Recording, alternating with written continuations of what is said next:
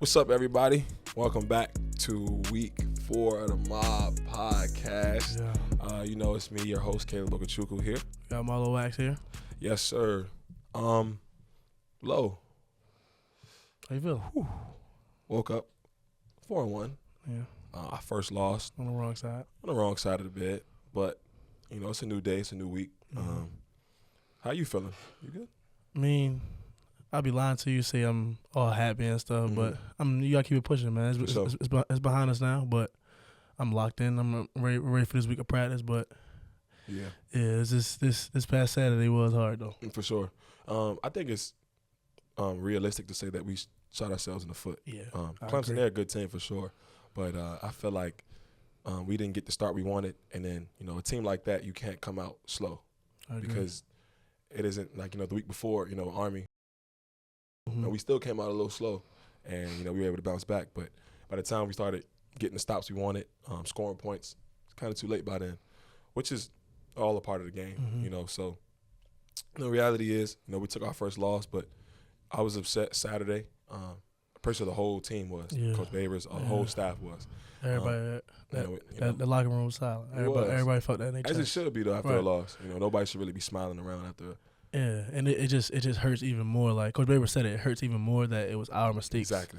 Like if we would have played our heart out and still maybe scoreboard didn't look how it was, maybe feel a little bit better. But knowing that we didn't do the things, we didn't execute the way we wanted to, and just the amount of mistakes just hurts even more. Exactly.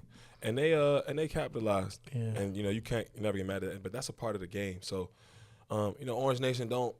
I'm starting hearing things. Everybody talk. It's gonna be like, no, we not hearing all of that. It's one game. It's one game. A lot of teams still wish they'd be 4-1. Exactly. A lot of teams. Exactly. So we still on the winning side of the column, and we want to get back to this week. But the thing about football that I love so much is you get one opportunity a week. Mm-hmm. So that right there shows how much preparation. Yeah. And for me, after you watch film on Sunday, it's like, all right, I'm ready to get back to work on Tuesday. Facts. I know that's your mindset, after the game. And I know that's everybody's on the team's mindset because you want to get that taste out your mouth. So I know for me at this week, win or lose, you always go harder. But when you lose, it just adds that more of a that fire behind you. Like, it's like, all right, we got to get that. We got to get back. Something burning inside. Yeah. And we finna be some road warriors. Oh. This whole month we on the road. That's true. Which is good. Which is good for us. I feel like. Yeah. I think we're going to be coming together, getting close, it's us against the world for this whole month, and then we don't come back to the Dome till November. Yeah, just going away, being the villains, man. I like it. Yeah. I like it. And, we got to talk about the game a little bit. Earlier we said that we didn't capitalize the way we wanted to, which is all good, but we did have some top moments from the game. What were some top moments that you remember from the game this past Saturday? I got to say, like, Maybe Leon. I think that was his first time having multiple sacks in one game. Him having 2 sacks, but also just you, man. I've seen you flying around, bro. Sure. It was multiple times.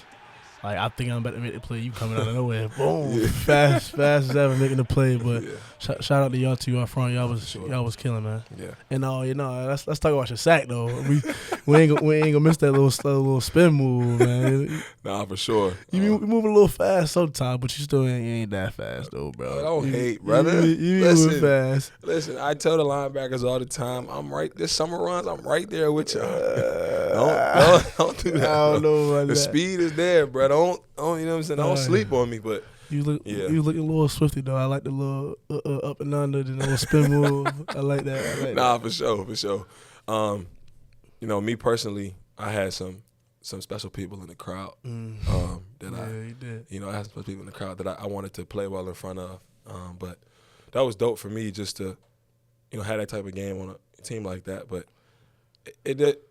you want to play well. You put so much work into the game, but nothing is more important to me than winning. Mm-hmm. So it's like, you're doing your thing, and that's honestly where those plays came from, honestly. Like, we down early, guys looking a little energy low.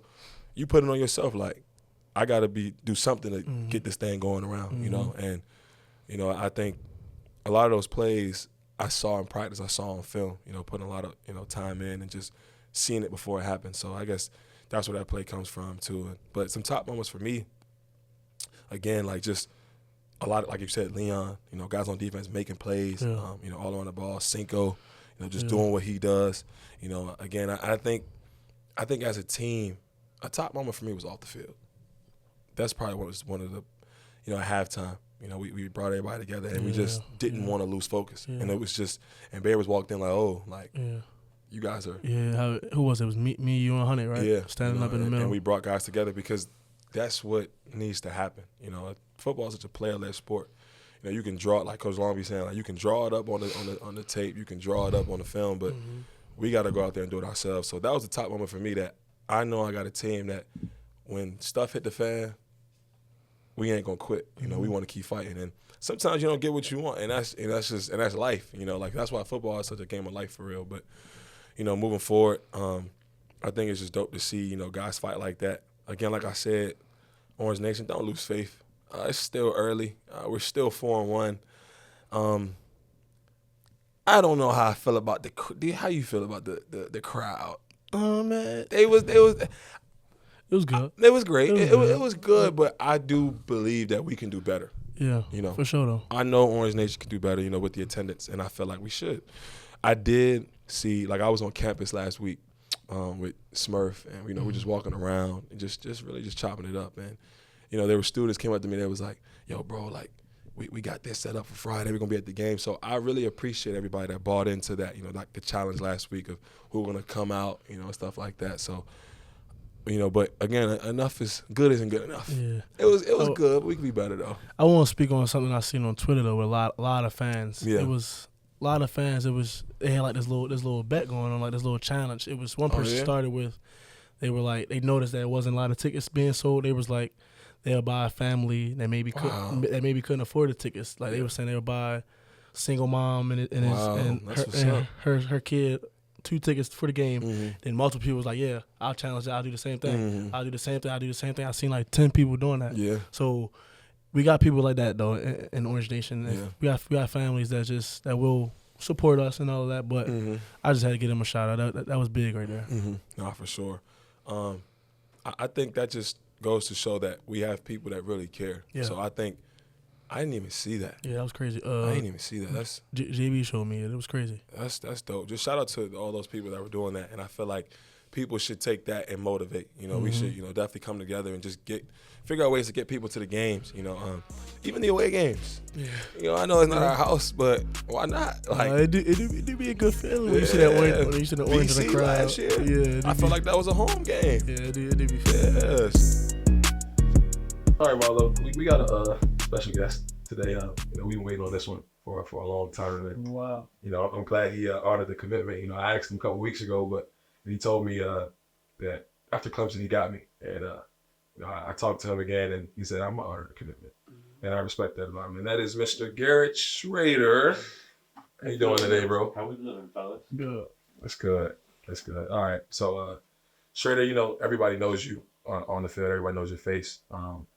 But we want to get to talking to you about, just, who you are off the field. So before we get into that, obviously we took our first loss. So, where's your head's at? Just and what's your process, going into this week and so far this season? Yeah, we started strong and we've been doing a lot of good things. We got some injuries. Last week was the first time we were truly faced adversity. So biggest thing is just running towards it, not running away from it, and learning from our mistakes. So, offensively, I look no further than myself. When I feel like I played well, we have a chance. For sure. And I did, a lot of turnovers and unforced things. So we were playing catch up the whole game. Mm-hmm. But, I definitely thought y'all played steadily, given, the circumstances we put you guys in. But, we got to be better. And we will be. For sure. So I'm not worried about that. But, we got a whole rest of the season to play, so I'm looking forward to it. For sure. Right. So, Shrader, a lot of people have a lot of questions about this off season, but we'll have to dive into it really too much. Just with your surgery and just how was that? Overcoming that adversity and things like that. Can you speak on that? Yeah, the biggest thing was I was really looking forward to doing it. I've had it for 2 years, and it's been lingering. And the start of the 2021 season, then last year it came back toward the end of the year, and then we were doing everything we could to manage it. And then this spring, doing all the workouts, and that's when I was like, I got to get something done. For sure, we did. But I've never looked back. I'm still trying to overcome a little bit, and that atrophy and just post-surgery things. But it's still kind of early in my process. But no, I do not regret it, and I'm glad I got it done. For sure. So, sir, I want to know, like, you play quarterback, and that's a position where I feel you have to be ultimately confident. Because you're leading a team. The team goes as you go. The offense goes as you go. And like the ball snaps when you decide that it's time to go. So where does that come from? Because are you a naturally confident person? Did your confidence have to build up over time, or do you feel like your confidence translates into your game? Yeah, I think it comes with the territory, and they say quarterbacks you want to be flirting with cocky and confident. Mm-hmm. So there's that, and but the biggest thing is like I want to have the ball in my hands every play, and I like the one being in control, and I'll be the first one to take the blame. So if things are going well, then everybody's gonna typically give you a little bit more credit than you deserve. Mm-hmm. And when things are going bad, I'll let it fall, and I got it brought back, and that's what. And I'm built for that. So but I want to be the one that is responsible, and that's what it comes down to. So, but I love it. Wouldn't have any other way. For sure. And definitely trying to be the leader and making the guys around you better. But just being the best teammate, player that I can be for you guys. No, for sure. We follow you, man. It's a saying that we say all the time. In 6 we trust. So yeah. That's definitely big. Sure. It's definitely big. What else we go as he go? But I'll go back when he was in high school. Shrader was also a basketball player. We know we had Dame last year, but how was that recruiting process? Just you're nodding your head a little bit. You was more like better than good. Like, what was to it? see his face like Yeah, what I say. It's weird because Carolinas that's a basketball state. Yeah. That's what you think of.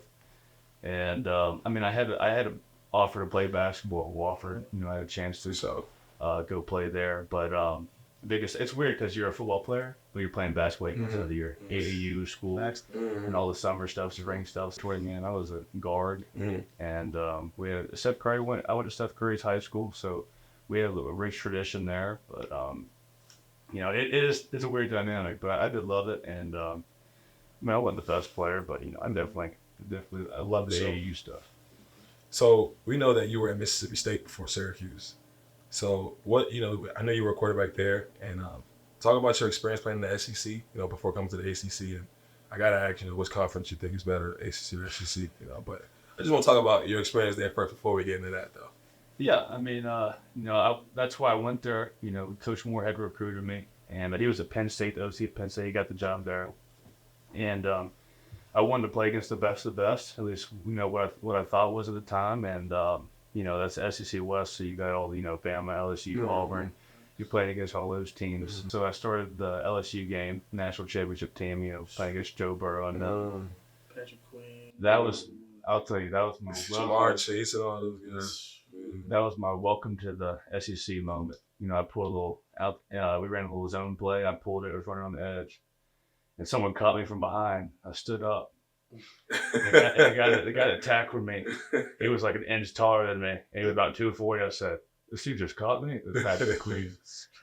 And I was like, "Man, there's a we can't skip over it. Like there's a viral clip with Shrader. Like if you're a college football fan, you probably saw this clip. Lots of times. They replay it all the time. And when Shrader pulled up to Syracuse, I'm like, oh, this the guy that was.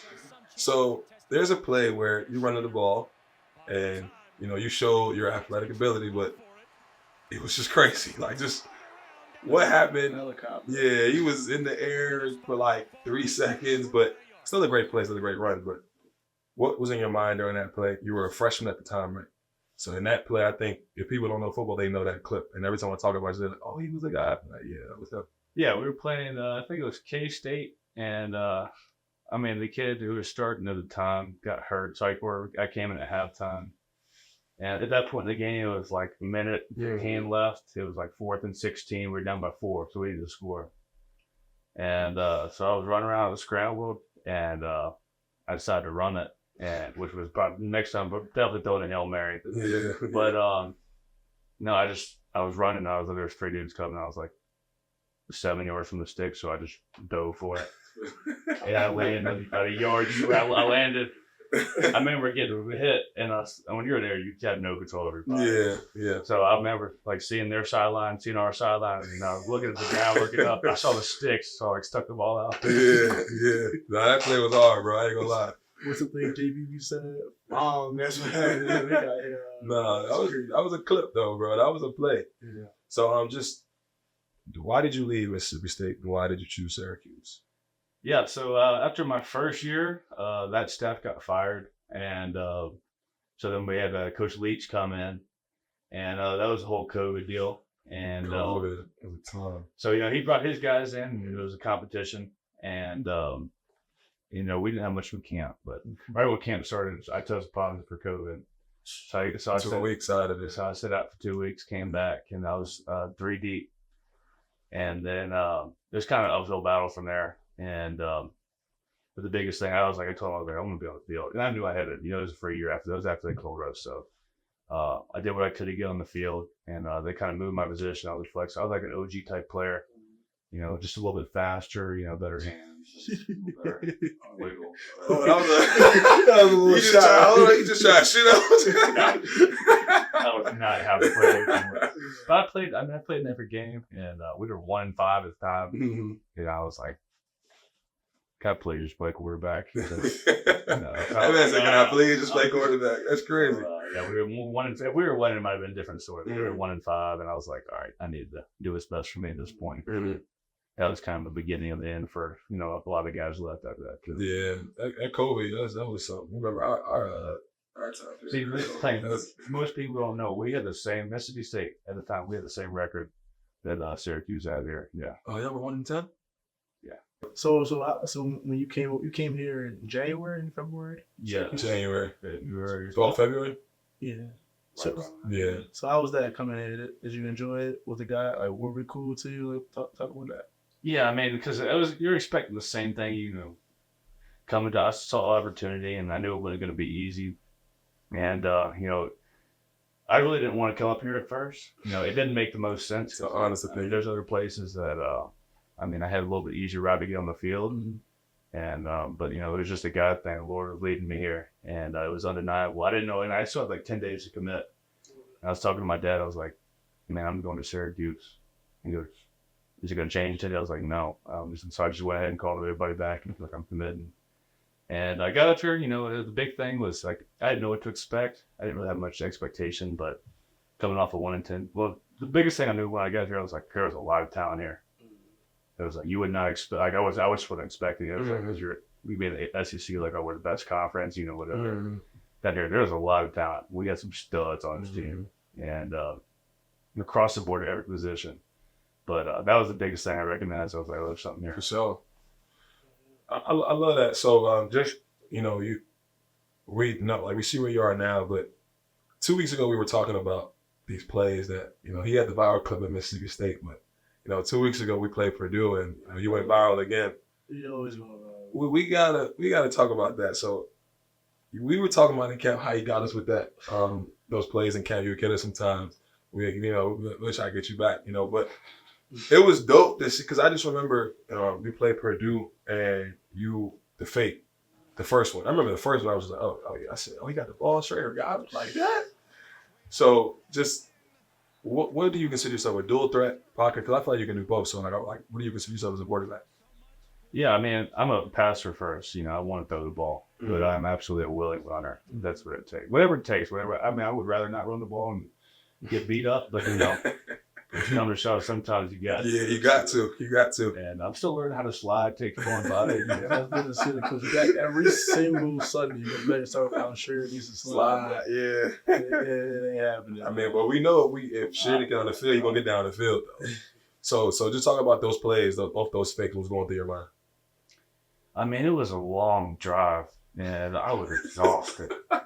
I remember I was trying to call the plays, and my other line was sitting there breathing heavy, and I'm like trying to yell it. You know how you do. Trying to yell when you're tired. Yeah, for sure. And sure enough, I just saw the box, and I hadn't even thought about doing it that year, but just the stuff we've been doing in the goal line stuff, and I just saw everybody tucked in, and I was like, so I decided to do it. And I don't even know. I decided once I snapped it. It wasn't like And it's not called play too, which is the best part of it. But, yeah.